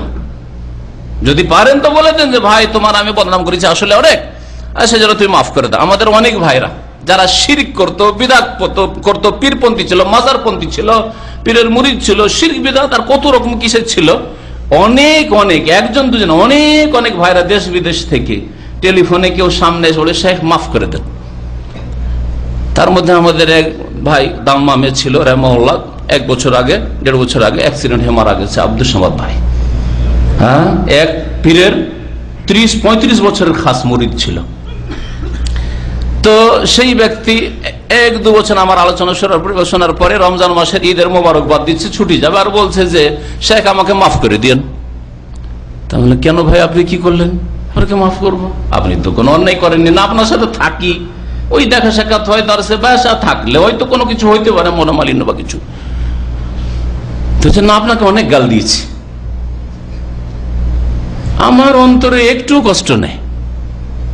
এইরকম আপনার অন্তর বড় হওয়া উচিত যে যেই লোকটা ভুল করেছে, বদনাম করেছে, গাল দিয়েছে, মাফ চাইছে, আমি মাফ করে দিলাম অন্তর খুলে। কখনো আমি কোনো আক্রোশ রাখবো না, কখনো ঘৃণা রাখবো না, আরে বেটা তুই গাল দিয়েছিস আর তুই আজকে আমার বন্ধু হইতে এসছিস, না, সব অন্তরে রাখবো না। এটা হচ্ছে আপনার অন্তরের উদারতা। আর যদি আশঙ্কা করেন যে যার কাছে মাপ চাইতে যাবো আর বলতে যাবো ভাই তোমার গীবত করেছি, তোমার চুগলখড়ি করে তোমার ক্ষতি করেছি, এটা যদি বলেন তাহলে ও আরো শত্রুতা শুরু করে দেবে, ও ইমানে দুর্বল। তাহলে দূর থেকে আল্লাহ পাকের কাছে মাপ চান আর ওর জন্য দোয়া করেন যে আল্লাহ তুমি ওর ভালো করো। একটা কাজ, হ্যাঁ, যে বদনাম করেছেন আল্লাহর কাছে দোয়া করেন যে ওর ভালো করো। আর দ্বিতীয় হচ্ছে যে যেই এলাকাগুলিতে বদনাম করেছে ওই লোকদের মাঝে ওর ভালো গুণগুলি তুলে ধরো। ধরেন আমার বদনাম করেছেন আপনি, যেই পরিবেশে বদনাম করেছেন যে ও মানুষকে গুমরা করে, ভুল কথা বলে, ইত্যাদি বলেছেন, ওইখানে গিয়ে বলে যে নাহক কথা বলে, কোরআন হাদিসের কথা বলে, তাহলে আমার কাছে মাফ না চাইলেও মাফ হয়ে যাবে। আপনি ঘাটতি পূরণ করে দিলেন, বদনাম করেছেন, সুনাম করেন। এটা একটা উদাহরণ দিলাম। যে কোনো ভাইয়ের ক্ষেত্রে, আপনার নিজের ভাই পাপ হইতে পারে, আত্মীয় স্বজন হইতে পারে, যে কোনো মানুষের ক্ষেত্রে বদনাম করেছেন, মাপ চাইতে পারছেন না, লজ্জা লাগছে বা কেমন লাগছে, কেমন করে মাপ চাইবো, তাহলে ওর সুনাম করেন আপনি, আল্লাহ মাফ করে দেবেন ইনশাআল্লাহ। আর যদি পেমেন্ট করা সম্ভব হয়, পরিশোধ করা, তাহলে পরিশোধ করে আসতে হবে। ধার নিয়েছেন 1000 রিয়াল আর দেননি, হাত ভারী করে রেখে দিয়েছে, দিয়ে আসতে হবে। ওর বাড়ি তো অনেক দূরে, আমার বাড়ি রাজশাহী, ওর বাড়ি চিটাগাং, যেতে হবে আপনাকে, দিয়ে আসতে হবে। যদি চেনেন, যদি ঠিকানা জানা সম্ভব হয়, পৌঁছা সম্ভব হয়, তাহলে আর কোনো বিকল্প রাস্তা নেই। আর যদি পৌঁছিতে না পারেন, তওবা করবেন, আল্লাহ তুই মাফ করে দাও, আমি এর টাকা মেরে রেখেছি, বেঈমানি করে রেখেছি, কি করে পরিশোধ পৌঁছাবো, ঠিকানাও জানি না, যোগাযোগও নাই, জানি না যে কোথায় বাড়ি তার, গ্রামের নামও জানি না, থানাও জানি না, কিছু জানি না, তাহলে তার নামে আল্লাহর সন্তুষ্টির জন্য, মুক্ত হওয়ার জন্য দান করে দেন, সাদকা করে দেন। আর আল্লাহর কাছে তওবা করতে, আল্লাহ তুমি মাফ করে দাও, ফাত্তাকুল্লাহ মাস্তাতাতুম, যথাসাধ্য আল্লাহ তুমি বলেছো ভয় করো, আমি এতটুকু পারলাম করলাম, কারণ পয়সা পৌঁছাইতে আর পারলাম না। এর নাম হচ্ছে তওবা। আর খেয়ে হারাম খেয়ে বসে থাকবেন, সুদ খেয়ে বসে থাকবেন, ঘুষ খেয়ে বসে থাকবেন, আর বেঈমানি করে বসে থাকবেন, আর বাড়ি ঘর তৈরি 5 লাখ টাকা 10 লাখ টাকা বাড়ি ঘর হয়ে গেছে, কি করে টাকা দেবো, আল্লাহ তুমি মাফ করে দিও। আর শর্টকাট রাস্তা তো কেউ দিতে পারে না, যারা দিতে পারে তাদের পিছনে ছুটলেন না, এরকম কাজ করবেন না। তো এইগুলি হচ্ছে তওবার শর্ত। আল্লাহ পাক রব্বুল আলামিন আমাদেরকে শর্তগুলি পুরা করে তওবা করার জন্য তৌফিক দান করেন। যারা তওবা করে না, আমাদের মধ্যে অনেকে এরকম হবে যে তওবা করবে না, তওবা করার তৌফিক হবে না। আল্লাহ পাক তাদের সম্পর্কে সূরা হুজরাতে ইরশাদ করেছেন, ওয়ামাল্লাম ইয়াতুব ফাউলাইকা হুমুজ জালিমুন, যারা তওবা করে না তারাই তো জালেম। তাহলে যারা তওবা করে না তারা হচ্ছে জালেম। আর জালেমরা কখনো নিরাপদ নয় আল্লাহর আযাব থেকে, দুনিয়ার বালা মুসিবত থেকে নিরাপদ নয়, আর আখিরাতেও বালা মুসিবত থেকে আর আল্লাহ পাকের আযাব থেকে কবর জীবনে নিরাপদ নয়। সুতরাং জুলমের অবস্থায় আল্লাহর সাথে সাক্ষাৎ করবেন না, বরং তওবা করে গুনাহ মুক্ত হয়ে আল্লাহ পাকের সাথে সাক্ষাৎ করবেন। তওবার বাক্যগুলি সম্পর্কে 2টি বাক্য আপনাদের সামনে বলেছি, আস্তাগফিরুল্লাহ ওয়া আতুবু ইলাইহি। নবী করিম সাল্লাল্লাহু আলাইহি সাল্লাম বেশি বেশি বলতেন প্রতিদিন। নবী সাল্লাল্লাহু আলাইহি ওয়াসাল্লাম বলেছেন, ইয়া আইয়ুহান নাস, সহিহ মুসলিমের হাদিস, হে মানব সকল, ইস্তাগফিরুল্লাহ ওয়া আতুবু ইলাইহি ওয়া আতুবু ইলাইহি, তোমরা আল্লাহর কাছে মার্জনা কামনা করো, ক্ষমা তলব করো, আর তওবা করতে থাকো। ফাইন্নী আস্তাগফিরুল্লাহ ওয়া আতুবু ইলাইহি ফিল ইয়াউমি 100 মাররা, আমি দিনে আল্লাহর কাছে ইস্তিগফার করি, তওবা করি, কতবার করে? 100 বার করে। আর সহিহ বুখারী হাদিস রয়েছে, আকসারা মিন 70 মাররা, 70 বারের বেশি আমি আল্লাহ পাকের কাছে তওবা করি। এই অঙ্কগুলি দিয়ে বুঝাতে চেয়েছেন যে আমি অনেকবার তওবা করি। এই নয় যে 70 আর 100 মাঝখানে, কখনো শত শত হইতে পারে, কিন্তু অনেক তওবা করি, সেটা 70-এর কম হয় না, 100-র কম হয় না, অনেক বেশি হয়।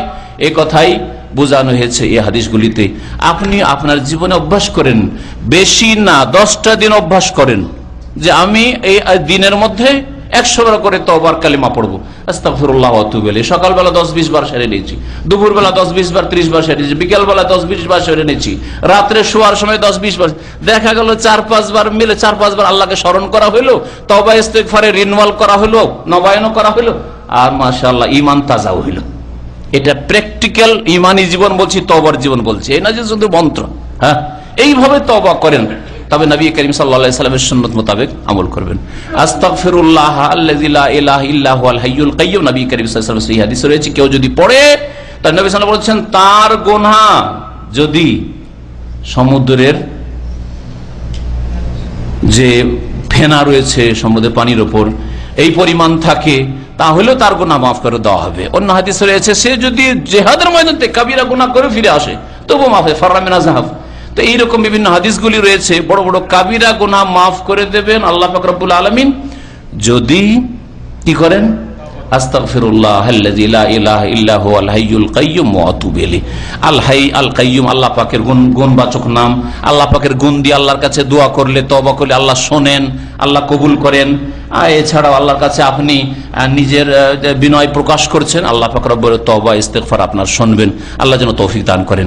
সহিহ বুখারীতে সাইয়্যিদুল ইস্তিগফার নামে একটি দোয়া রয়েছে তওবা করার এবং ইস্তিগফার, আল্লাহর কাছে ক্ষমা তলব করার।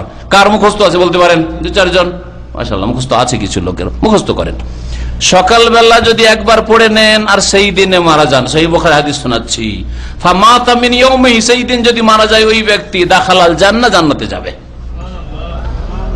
ওমান কালা বিহা মাসাআন, সন্ধ্যাবেলা কেউ যদি পড়ে, হিনা ইউমসি, সন্ধ্যাবেলায় পড়লেন সাইয়্যিদুল ইস্তিগফার, মুকিনান বিহি, ইয়াকিনের সাথে, দৃঢ় বিশ্বাসের সাথে, অর্থ বুঝে আমি কি বলছি আল্লাহ পাককে, আর সেই রাত্রে যদি ইন্তেকাল হয়, আর ইন্তেকাল হয় রাতে হবে আর না হয় দিনে হবে। ডেইলি যদি সকালে একবার পড়ে নেন আর সন্ধ্যা একবার পড়ে নেন, হয় ওই দিনে ইন্তেকাল হবে আর না হয় রাতে ইন্তেকাল হবে, তাহলে দাখালাল জান্নাহ, জান্নাতে ওই ব্যক্তি অবশ্যই যাবে। নবী করিম সাল্লাল্লাহু আলাইহি সাল্লামের সহিহ বুখারীর হাদিস। সেটা হচ্ছে সাইয়্যিদুল ইস্তিগফার। এই নাম ইস্তিগফারের যত দোয়া রয়েছে তার হচ্ছে শিরোমণি, তার নেতা, তার সরদার। নবী করিম সাল্লাল্লাহু আলাইহি ওয়াসাল্লাম বলছেন, আল্লাহুম্মা আনতা রাব্বি লা ইলাহা ইল্লা আনতা খালাকতানি ওয়া আনা আবদুকা ওয়া আনা আলা আহদিকা ওয়া ওয়াদিকা মাসতাতাতু আউযু বিকা মিন শাররি মা সানাতু আবু লাকা বিনি'মাতিকা আলাইয়া ওয়া আবু লাকা বিযামবি বা ওয়া আবু বিযামবি। বিভিন্ন রিওয়ায়াত রয়েছে ফাগফিরলি ফাইন্নাহু লা ইয়াগফিরুয যুনুবা ইল্লা আনত। আল্লাহুম্মা আনতা রাব্বি, এই অর্থ বলে শেষ করে দিচ্ছি। হে আল্লাহ, তুমি আমার রব। আল্লাহুম্মা আনতা রাব্বি, তুমি রব। লা ইলাহা ইল্লা আন, তোমার ছাড়া কোন মাবুদ বরহক সত্য মাবুদ নেই, সব বাতিল, তোমার ছাড়া কেউ হক নেই। লা ইলাহা ইল্লা আল্লাহুম্মা আনতা রাব্বি লা ইলাহা ইল্লা আনতা খালাকতানি, তুমি আমাকে সৃষ্টি করেছো, আর কেউ করেনি। আমার ছেলে মেয়ে তুমি দিয়েছো, ওই পীর ওলি কেউ দেয়নি। এইসব শিরকি কবুরি আকীদা রাখিলে। খালাকতানি ওয়া আনা আবদুকা, আমি তোমার বান্দা। ওয়া আনা আলা আহদিকা, তোমার ওয়াদা প্রতিশ্রুতির উপর আমি কায়েম আছি, তোমার দ্বীনের উপর আমি অটল থাকার চেষ্টা করছি। ওয়াদিকা মাসতাতাতু, যথাসাধ্য আপ্রাণ চেষ্টা করছি। ওয়া আনা আলা আহদিকা ওয়াদিকা মাসতাতাতু আউযু বিকা মিন শাররি মা সানাতু, আল্লাহ তোমার আশ্রয় গ্রহণ করছি ওই সব কাজের বা কথার অনিষ্ট থেকে যা আমি মাসানাত করেছি, জীবনে যা করেছি পাপ, আর পাপের যে কুফল রয়েছে, অনিষ্ট রয়েছে, কুপ্রভাব রয়েছে, তাদের থেকে তোমার আশ্রয় চাইছি। মানে আমার পাপের কারণে আমাকে ক্ষতিগ্রস্ত করিও না, আমার অন্যায়ের কারণে আমার ছেলে মেয়েকে ক্ষতিগ্রস্ত করিও না, আমার অন্যায়ের গুনাহের কারণে আমার স্ত্রীকে ক্ষতিগ্রস্ত করিও না, আমার অন্যায়ের কারণে আমার বাপ মার রিজিক কেড়ে নিও না। এইভাবে আল্লাহ পাক রিজিক কাড়েন পাপের কারণে, তাই না? নবী করিম সাল্লাল্লাহু আলাইহি ওয়াসাল্লাম সহিহ হাদিস প্রমাণ করে। আপনি আল্লাহর কাছে যেন দোয়া করেন, আল্লাহ আমি অনেক গুনাহ করেছি, আউযু বিকা মিন শাররি মা সানাতু, যা করেছি এই সব কাজের যে অনিষ্ট কুফল কুপ্রভাব মানুষের জীবনে রয়েছে, সেগুলি থেকে তোমার আশ্রয় চাই, আল্লাহ তুমি রক্ষা করি। আল্লাহ আমাকে দুনিয়াতে ক্ষতিগ্রস্ত করিও না, আখিরাতে ক্ষতিগ্রস্ত করিও না, অনিষ্ট থেকে রক্ষা করো। আউযু বিকা মিন শাররি মা সানাতু আবু লাকা বিযামবি, আল্লাহ তোমার সামনে আমার গুনাহর অঙ্গীকার করছি, স্বীকার করছি আমি গুনাহগার। তাহলে গুনাহ স্বীকার করা হচ্ছে বিনয়ী প্রকাশ, বিনয়ী হওয়া, বিনয় প্রকাশ করা। ওয়া আবু লাকা বিযামবি ফাগফিরলি ফাইন্নাহু লা ইয়াগফিরু যুনুবা ইল্লা আনত, হে আল্লাহ তোমার ছাড়া কেউ গুনাহ মাফ করতে পারেন না। ওয়া আবু বিযামবি ফাগফিরলি ফাইন্নাহু লা ইয়াগফিরু যুনুবা ইল্লা আনত। এই দোয়া যার মুখস্থ আছে পড়তে অভ্যাস করেন, আর যার মুখস্থ নেই মুখস্থ করেন, কয়েকদিন অভ্যাস করলে ইনশাআল্লাহ তাআলা সব ঠিক হয়ে যায়। আল্লাহ পাক রব্বুল আলামিন যেন আমাদের অন্তর থেকে তওবা করার তৌফিক দান করেন, খুলুসিয়াতের সাথে নিষ্ঠার সাথে আল্লাহর দিকে ফিরে আসার তৌফিক দান করেন। আল্লাহ পাক তার সামনে মার্জনা করার তৌফিক যেন দান করেন, সময় সুযোগ যেন দান করেন, পরিবেশ যেন দান করেন, ঈমান আমল যেন ওই রকম তাজা করে দেন যাতে করে তওবা করতে পারি, সংশোধন করতে পারি, আল্লাহর কাছে ক্ষমা চাইতে পারি। আল্লাহ পাক রব্বুল আলামিন আমাদেরকে এক্ষুনি তওবা করে এই মুবারক মজলিস থেকে ওঠার তৌফিক দান করেন। আমাদের মধ্যে ফরজ ওয়াজিবে যদি ঘাটতি থাকে আল্লাহ তুমি আমাদের মাফ করে দাও এবং সেগুলি পুরা করার তৌফিক দান করো। হারাম নাজায়েজ কাজে আমরা যদি জড়িত থাকি আল্লাহ আমাদের মাফ করে দাও এবং সেগুলি থেকে আমাদের বেঁচে থাকার তৌফিক দান করো। শিরক বিদআত যেসব ভাইদের মধ্যে রয়েছে আল্লাহ তাদেরকে তওবা করার তৌফিক দান করো এবং তাদেরকে কোরআন সুন্নাহ মোতাবেক তৌহিদের উপর সুন্নাতের উপর কায়েম হওয়ার তৌফিক দান করো। আল্লাহ পাক রব্বুল আমাদের বালা মুসিবত দূর করে দাও, আমাদের আল্লাহ দুনিয়াতেও সুখী করো, আখিরাতেও সুখী করো, জাহান্নামের আযাব আমাদের দূর করে দাও। হে আল্লাহ আমাদের দেশের ফিতনাকে দূর করে দাও, দুনিয়ার ফিতনা থেকে আমাদের হেফাজত করো। আল্লাহ পাক রব্বুল আলামিন তোমার কাছে দোয়া করি, আল্লাহ আমাদের সমস্ত রকমের সমস্যা তুমি দূর করে দাও। আমাদের ব্যক্তি জীবনের সমস্যা, স্বাস্থ্যের সমস্যা, পারিবারিক সমস্যা, সামাজিক সমস্যা, রাষ্ট্রীয় সমস্যা, আর্থিক সমস্যা, অনেক ভাইদের এখানে অবৈধ হয়ে রয়েছে, একামার সমস্যা রয়েছে, রিলিজ ট্রান্সফার হওয়ার সমস্যা রয়েছে। আল্লাহ পাক সমস্ত ভাইদের যেন বালা মুসিবত দূর করে দেন। মুমিন ভাইদের বিশেষভাবে যারা এখানে হাজির হয়েছেন তাদের জন্য দোয়া করি, আল্লাহ সকলের গুনাহ খাতা যেন মাফ করে দেন, বালা মুসিবত দূর করে দেন, রিজিকে যেন বরকত দান করেন, ছেলে মেয়েতে আল্লাহ পাক বরকত দান করেন, নেক সন্তান সন্ততি যেন দান করেন। আল্লাহ পাক রব্বুল আমাদের সকলকে যেন জান্নাতুল ফিরদাউস দান করেন। সুবহানা রাব্বিকা রাব্বিল ইজ্জাতি আম্মা ইয়াসিফুন ওয়া সালামুন আলাল মুরসালিন ওয়ালহামদুলিল্লাহি রাব্বিল আলামিন। এক ভাই প্রশ্ন করেছেন, আপনার নাম এবং ফটো ব্যবহার করে আমার কাছে ফেসবুকের মাধ্যমে টাকা চেয়েছে, এই ব্যাপারে কিছু বলবেন কি দয়া করে? আমার এই রকম ফেসবুক নেই, আমার ছবি দিয়ে কোনো ফেসবুক নেই, আমার ছবি, পরিচিত ছবি, আমার ছবি যেগুলি বক্তব্য আছে এরকম কোনো ছবি দিয়ে আমার ফেসবুক নেই। সুতরাং আমার নামে একটা ফেসবুক না, হয়তো একাধিক থাকতে পারে, সেগুলি সবগুলি ফলস। এর আগে আমি এমনি ব্যক্তি পর্যায়ে আমি যারা জিজ্ঞেস করেছে তার বলেছি, শাইখ আপনার কোনো ফেসবুক আছে? না, আমার এইসব ফেসবুক টেসবুক নাই, আর এইগুলো ফেসবুক আমার নাই যেগুলি বলছেন। তো কথা হচ্ছে যে এই ফেসবুকটা হচ্ছে ফলস।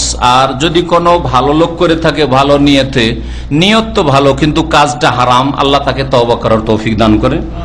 আর যদি কোনো মন্দ লোক অসৎ উদ্দেশ্যে করে থাকে যে আমার ফেসবুক আইডি নাম দিয়ে আসলে ওতে শিরক বিদাতের কথা অথবা বাড়াবাড়ি কথা, জঙ্গি কথাবার্তা ঢুকাবে, তাহলে আল্লাহ পাক তার শর থেকে আমাকে সকল মুসলিমকে রক্ষা করেন এবং আল্লাহ পাক তাকে যেন শাস্তি দেন।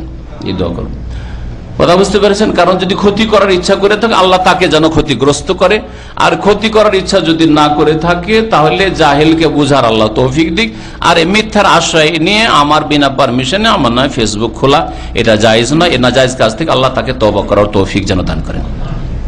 আর কেউ যদি চাঁদা চাই তাহলে সতর্ক সাবধান, তার টেলিফোন নাম্বার নিয়ে নেবেন, তার সাথে কথা বলবেন, ফেসবুকে আর ইমেলে বলবে, আর আপনি তাকে চাঁদা দেবেন। এইরকম বেকুবি কাজ করবেন না, কেউ এরকম নাবালকের কাজ করবেন না। শিয়ানা সাবালক মানুষ আপনারা, মাশাআল্লাহ তাবারাকাল্লাহ। সুতরাং আপনার এইভাবে কাউকে চাঁদা দেবেন না। কেউ বলবে আমি জেহাদে দাও চাঁদা, আর কেউ বলবে যে আমরা ইসলামের হেফাজত করছি দাও চাঁদা, কেউ বলবে আমরা এই সরকারকে উৎখাত করতে গিয়ে আমরা আহত হয়েছি দাও চাঁদা, আর যেখানে সেখানে চাঁদা আর চাঁদা, এইসব কাজ করবেন না। ভালো করে ভালো আলেমের কাছ থেকে জেনে আসলে কি এর দ্বারা দিন ইসলামের খেদমত হচ্ছে না কারো পেটের খেদমত হচ্ছে। যারা কালেকশন করছে তাদের পেটেই থেকে যাচ্ছে। তো এই জন্য এইরকম কাউকে চাঁদা দেবেন না। আল্লাহ পাক যেন আপনাদের সকলকে বুঝার তৌফিক দান করেন। আর আলহামদুলিল্লাহ আমার মসজিদ নেই আর মাদ্রাসাও নেই, কোনো এইরকম প্রকল্প নেই, প্রজেক্ট নেই, আর আমি এই কালেকশন থেকে অনেক দূরে। আমার কাজই হচ্ছে আল্লাহর দ্বীনের দাওয়াত করা। এখন পর্যন্ত শুধু শুধু দাওয়াতি কাজই আছে, না আমার রিলিফের কোনো ফান্ড আছে, আর না আমার কোনো মসজিদ প্রজেক্ট আছে, না কোনো মাদ্রাসা এতিমখানা আছে, এসব কিচ্ছু নেই। সুতরাং এসব ফলস কথা কাউকে এইভাবে দেবেন না। জি, চাঁদা যে যারা এইভাবে চাঁদা করে। তারপরে সৌদি আরবে চাঁদা করা নিষিদ্ধ, এরকম যার তার সরকারি অনুমোদন না থাকলে চাঁদা করা নিষিদ্ধ, বড় অপরাধ। এরকম চাঁদা দেওয়া নেওয়া দুটোই অপরাধ, আর উভয় হচ্ছে অপরাধী। প্রশ্ন আমাদের ভাই করেছে যে বাংলাদেশের কোর্টে আদালতে কি করেছে, কেস দায়ের করেছে যে কোরআনে যে এই দুম্বার কথা রফাদাই না হবে জিভিন আজিম রয়েছে, যে ইব্রাহিম আলাইহিস সালামের ছেলেকে মুক্ত করার জন্য আল্লাহ দুম্বা পাঠিয়েছিলেন, এই আয়াতের সংশোধন করা উচিত। প্রথম কথা, হিন্দু জাহেল আল্লাহর দুশ্মন, সে কোরআন সম্পর্কে জানেই বাকি, যখন জানেই না তার কোনো বলার অধিকারও নেই, চরম অন্যায় কাজ করেছে। আর এই অন্যায়ের পানিশমেন্ট দেওয়া সরকারের উপর ফরজ, যদি না দেই তাহলে সেই সরকারকে আল্লাহর কাছে আসামি হয়ে জবাবদিহি করতে হবে এবং কঠোর শাস্তি পেতে হবে। এই জন্য সরকারকে আহ্বান জানাবো যে আল্লাহ যেন মুসলিম সরকারদেরকে হেদায়েত করেন, হেদায়েতের পথে রাখেন এবং তাদেরকে ন্যায় বিচার কায়েম করার তৌফিক দান করেন। শয়তানদেরকে, জালেমদেরকে, দুষ্টদেরকে, অপরাধীদেরকে তাদের যে শাস্তি, সে উচিত শাস্তি দেওয়ার আল্লাহ পাক যেন তাদের মন মানসিকতা দান করেন। তার মাধ্যমে শান্তি আসবে, আর না হলে শান্তি আসবে না। আর যদি বাতিলের কেউ সহযোগিতা করে তাহলে ইন্না বাতশা রাব্বিকা লাশাদীদ, ব্যক্তি হোক অথবা সরকার হোক, আল্লাহর আযাব বড়ই প্রবল, আল্লাহর আযাব সবাইকে ধরবে। এটা মুফতির ফতোয়া দিয়ে আর দায়ের বক্তব্য আর জবাব দিয়ে কাজ হবে না। যে একটা মসজিদ ভেঙে আর কবরস্থান ভাঙিয়ে পার্ক ভেঙে কি করেছে, পার্ক বানিয়েছে, এখন সেখানে মদের দোকান ইত্যাদি হবে। এই তো এইগুলি কাজের জন্য কোরআনের ওয়াজ যথেষ্ট না, মুফতির ফতোয়া যথেষ্ট না, দায়ের বক্তব্য যথেষ্ট না। এর জন্য কোরআনের সাথে সুলতান লাগবে। কোরআনের সাথে কি লাগবে? সুলতান লাগবে, মানে প্রশাসনের ক্ষমতা, বল প্রয়োগ করা লাগবে। আর বল প্রয়োগ দেশের সাধারণ লোক করবে না, মিছিল করে গিয়ে ভাঙচুর করবে আর এই সেই করবে। বল প্রয়োগ গিয়ে কোনো মুফতি করবে না, কোনো আলেম করবে না যে দাও এদেরকে উড়িয়ে দেয়, একটা বম ব্লাস্টিং করে বা বম তৈরি করা, এইসব করবে না। বরং এটা সরকার ফরজ। সরকারকে আবার বলবো যে এইরকম অন্যায়কারীদেরকে যেন দমন করে এবং ভালো জায়গা ছিল সেখানে ভালো কাজ যেন হয়। আর এমনকি যে জায়গাতে মসজিদও নেই সেই জায়গায় কোনো মুসলিম দেশে মদের দোকানে লাইসেন্স দেওয়া জায়েজ নাই। সুতরাং এই ক্ষেত্রে সরকারকে জবাবদিহি করতে হবে। কোন মুসলিম প্রশাসনের জন্য জায়েজ না যে মদের লাইসেন্স দেবে, শিরকের কবর মাজার পূজার লাইসেন্স দেবে, অনুমতি দিবে, ওরস লাগাবার অনুমতি দেবে, বিদাত করার অনুমতি দেবে, আর এছাড়া যেসব পাপ হচ্ছে সেসব করার অনুমতি দিবে, বেশ্যাখানার লাইসেন্স দেবে, কোনোটাই জায়েজ নাই। শুধু মদের লাইসেন্স দেবেন না এটা বলবেন, আর যে কি বলছে বেশ্যাখানার লাইসেন্স দেবেন না, আর যদি কবর মাজার পূজার লাইসেন্স দিয়ে বসে আছে, ওটা কেন বলার তৌফিক হয়নি? দুটোই বলেন তাহলে ঠিক, বরং এটা আগে বলতে হবে, কারণ শিরকে আগে উৎখাত করতে হবে। শিরক মুক্ত আগে হইতে হবে, খুন মুক্ত হইতে হবে, জেনা মুক্ত হইতে, অন্যান্য পাপ মুক্ত হইতে হবে। সূরা ফুরকান আল্লাহ পাক এইভাবে বলেছেন, ওয়াল্লাযীনা লা ইয়াদুনা মা আল্লাহি ইলাহান আখার। মুসলিম রহমানের বান্দা শিরক মুক্ত হয়, শিরক করে না। ওয়ালা ইয়াকতুলুনা নাফসাল্লাতী হারামাল্লাহু ইল্লা বিল, আর খুনিও হয় না। হ্যাঁ, তাহলে খুন মুক্ত দেশ হইতে হবে, সমাজ হইতে হবে। ওয়ালা ইয়াজনুন, আর জেনাও করে না, জেনার লাইসেন্সও দেয় না। আর মদও খায় না, মদের লাইসেন্সও দেয় না।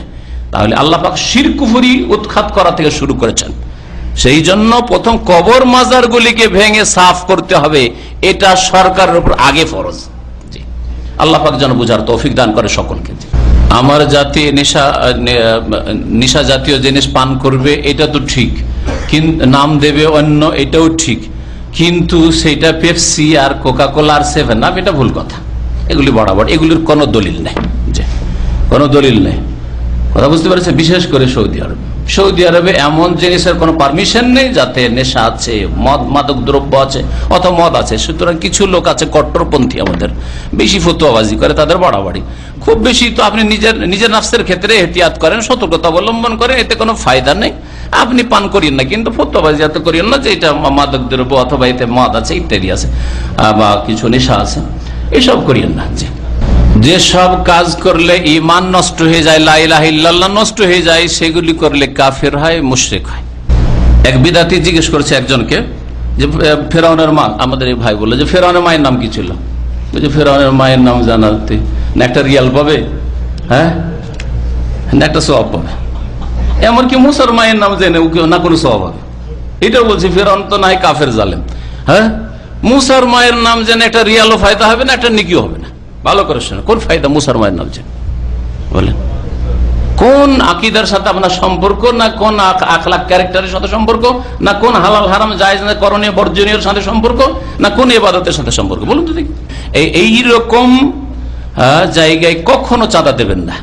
সৌদি আরবের সরকারের অনুমোদন যদি না থাকে কোনো জায়গায় চাঁদা দেবেন না। ব্যাস, একটা কথা শুনে রাখেন। দেখেন, ওয়ামি এখানে খোলা আছে, হাইয়াতুল এগাসা আছে, রাবেতা আলাম ইসলামী আছে, আর এরকম বহু সংস্থা আছে, ছিল কুয়েতে আছে, জমিয়াতে হেফাজত আল ইসলামী আছে, এইরকমই দুবাই আছে, অনেক সংস্থা আছে। যেই সংস্থাগুলি থেকে যদি রিকমেন্ডস থাকে, সুপারিশনামা থাকে, পরিচয়পত্র থাকে বিশ্বস্ত এইসব প্রতিষ্ঠান থেকে, আর তারপরে তাদের অনুমতি থাকে, তাহলে দিলেও আপনার অসুবিধা নেই আইনত, আর নিলেও অসুবিধা নেই। আর নিচেও চোরের মতো, আর দিচ্ছেও চোরের মতো। দিচ্ছেন তো এদিকে দেখছেন, কেউ দেখলো না তো, কোনো সিআইডি দেখলো না তো, আর নিচে ও দেখছে, যদি দেখলো যে আরে কেউ এসছে, পুলিশ দিল টাকা।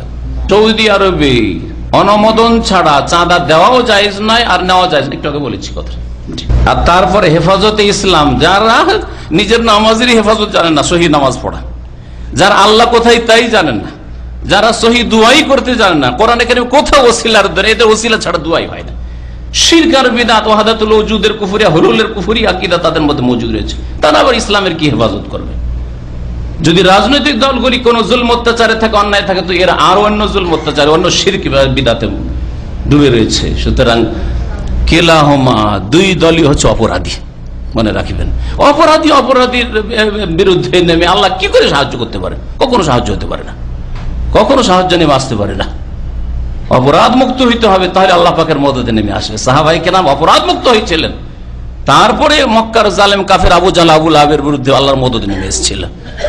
গুনাহে ডুবে থাকবেন, ওরা এক রকমের গুনাহ করছে, আপনারা এক রকম, ওরা মানব রচিত বিধানের শিরকের গুনাহ করছে, আর আপনারা গুনাহ করেছেন কবর মাজার পূজা। আর হোসেন মানসুর হাল্লাদ যে বললো আমি আল্লাহ, সে হচ্ছে আল্লাহর বড় ওলি। এই আকীদা আপনাদের, এত বড় শিরকি আকীদা, হে কি রকমের তো অপরাধী? পার্থক্য কোথায় আপনি দেখান তো দেখি। বিধানকে বলে এইটাই সমাধান, এটাও শিরকি আকীদা। আর যে বলবে যে বলবে আনাল হক, সেই আল্লাহর ওলি, এটা এদের বড় বড়রা বলে, ছোটরা নাই। এদের বড় যার কথা বললেন, এই যে হেফাজত ইসলামের নেতারা, তারপরে এদের দেওবন্দি বড় বক্তা, আপনার এই যে নামটি আপনাদের কাছে খুব প্রসিদ্ধ বক্তা, তাদের এরা সব ইন্টারনেটে সব আল্লামা হয়ে আছে, বলছে হুসেন মানসুর হাল্লাজ আনাল হক বলে সবচেয়ে বড় আল্লাহর ওলি। তাহলে আওয়ামী লীগ বিএনপির চাইতে কোন ভালো বলেন দেখি? কখনো ভালো না। ওদের মধ্যে এক রকমের গুমরাহি রয়েছে, এদের মধ্যে আর এক রকমের বড় গুমরাহি রয়েছে। যে বললো আনাল হক সে তো ফেরাউন, সে আল্লাহর কি ওলি কি করে? আর শয়তান সবচেয়ে বড় ওলি। আর তা কি আল্লামাজি আর বক্তা আপনার এই যাকে বলিপুরি বলা হচ্ছে, সে বলছে যে হ্যাঁ কি বলছে, হ্যাঁ এ হেল্লাজি, হেল্লাজের অনুসারীরা, সে আনাল হকের দল। কথা বুঝতে পেরেছেন? এরা কখন এদের দ্বারা ইসলামের হেফাজত হইতে পারে না, ইসলামের খেদমত হইতে পারে না। যারা তৌহিদই জানে না, যারা সুন্নতি জানে না। হক কথা বললে মাঝে মাঝে তিক্ত লাগে, কিন্তু অনেক সময় তিতা জিনিস খেতে হয়। সুগারের চিকিৎসার জন্য তিতা, দেখেন যাদের সুগারের যে চিকিৎসা করতে হয়, তদবির করতে হয়, করলা খুব বেশি বেশি খায়। কথা বুঝতে একটু খান বেশি, বুঝতে পেরেছেন? চা খেতে ভালো লাগে না বিনা চিনিতে, তারপরে সুগারের চিকিৎসার জন্য চিনি ছেড়ে দিয়েছেন, সাদা চা খাচ্ছেন, তাই না? কষ্ট লাগছে। তারপরে ওই রকম আমার কথা একটু কষ্ট লাগলো, একটু বরণ করেন, বুঝবেন যে না কথা ঠিকই বলেছিল। এরাও একরকমের অপরাধী, ওরা আর এক রকমের অপরাধী। বাড়ি গিয়ে বোঝার চেষ্টা করবেন, একটু পড়ার চেষ্টা করবেন, ভালো করে হক কথা জানার চেষ্টা করবেন। আবেগে কোনো কথা বলবেন না যে ওরা এত বড় আল্লামা, আপনি জানলেন কি করে আল্লামা? ওটা তো আমি ওজন করবো, আপনি কি করে ওজন করবেন? আপনার কাছে ওজন করার মতো এলেম আছে যে আল্লামা বলে দিলেন? আল্লাহ পাক যেন বুঝার তৌফিক দান করেন, সংশোধনের তৌফিক দান করেন।